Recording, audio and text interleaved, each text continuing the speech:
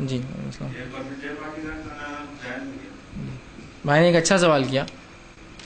کہ birth day جو ہوتی ہے، سالگرہ جو مناتے ہیں، اس کا کھانا، میلاد جس کو کہتے ہیں عربی میں، اس کا کھانا کیسا ہے؟ تو دیکھیے، برتھ ڈے کا کھانا شریعتاً درست نہیں ہوگا، اور برتھ ڈے منانا شریعتاً درست نہیں ہے۔ گو بہت سے لوگ اس کا جواز دیتے ہیں، ایسا کوئی جواز موجود نہیں ہے ہمارے پاس، اس لیے کہ یہ کبھی بھی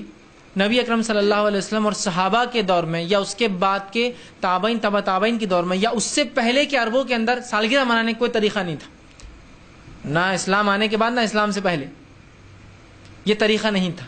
اور نہ ہی صحابہ کے بعد تابعین تبع تابعین محدثین سلف صالحین نے کبھی اس کو منایا، تو لہٰذا یہ چیز درست نہیں ہے، اس کو منا نہیں سکتے۔ یہ عیسائیوں سے، اور عیسائیوں نے یہ رومیوں سے لیا، رومنز جو تھے اپنے معبودوں کی سالگرہیں مناتے تھے پیدائش کا، ان سے عیسائیوں نے عیسیٰ علیہ السلام کی لیا، اور ان سے مسلمانوں نے اپنے نبی کا اور پھر اپنے بڑوں کا جینتی کی شکل میں، اور پھر ہر آدمی اپنی سالگرہ مناتا ہے، بچوں کی مناتے ہیں۔ تو سالگرہ کا منانا شرعاً درست نہیں ہے، اس میں کراہت ہے، اور یہ عمل درست نہیں ہوگا۔ یہ حرام حلال ہے، ہم اس بحث میں نہیں جائیں گے، شریعت نے اس کی کراہت ہے، اس کو اس سے اجتناب کرنا یہی ایک چیز ہمارے لیے بہتر ہے۔ پھر اس میں کیا کیا رسومات خرافات ہوتا ہے آپ سب کو بتایا، وہ کیک کاٹتے ہیں، غیر مسلموں کی مشابہت جیسا ایک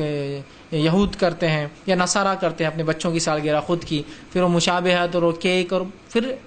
ان گنت بدعتیں اور خرافاتیں ہوتی ہیں۔ تو لہٰذا میرے نزدیک بہرحال میں یہی کہوں گا، اور علماء کی اکثریت علماء سلف اور جمہور علماء کی یہی رائے ہے، جتنے بھی اہل علم جو عرب، جس جمہور سے مراد جو عرب کے علماء ہوتے ہیں، سب کی رائے یہ ہے کہ یہ درست نہیں ہے، بلکہ اکثر نے حرام قرار دیا، اور ہندوستان کے بھی اکثر علماء نے اس سے ممانعت کی ہے، سوائے چند لوگوں نے کہا کہ اس کا کوئی ثبوت نہیں ہے نہ ہونے کا، لہٰذا کر سکتے ہیں، لیکن یہ کسی قوم کی مشابہت میں ہوتا ہے، تو لہٰذا من تشبہ بقوم فہو من کے تحت جو جس قوم کی مشابہت اختیار کرے وہ اس میں سے، ہم یہ عمل نہیں کر سکتے۔ اب کوئی کہا میں پیدا ہوا اس دن خوشی میں کیا کروں؟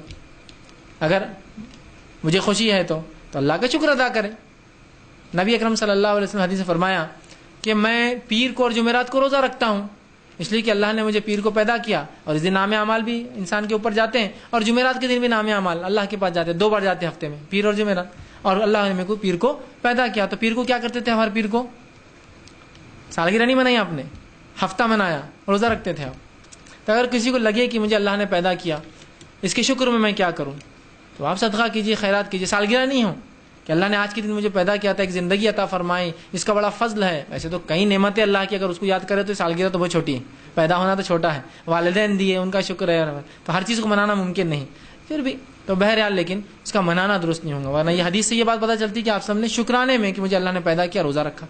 تو آپ بھی روزے رکھیے، آپ کو رکھنا شکر، چاہے آپ کی پیدائش دن یا کبھی بھی رکھیے، بہرحال یہ کوئی طریقہ نہیں ہے تو آپ بولیں گے میں پیر کو آتا ہوں، پیر کو میں منگل کو آتا ہوں، منگل کو، آپ سب نے کیا، تو اگر کسی کو لگے اللہ نے مجھے پیدا کیا اس کا شکر ہے تو شکرانے میں صدقہ خیرات کر سکتا ہے اس میں، لیکن یہ سالگرہ اور یہ تمام رسومات بہرحال شرعاً یقیناً جو ہے درست نہیں ہے، اور اس کا منانے سے اجتناب کرنا ہی بہتر ہے۔ کسی نے ایک سوال کیا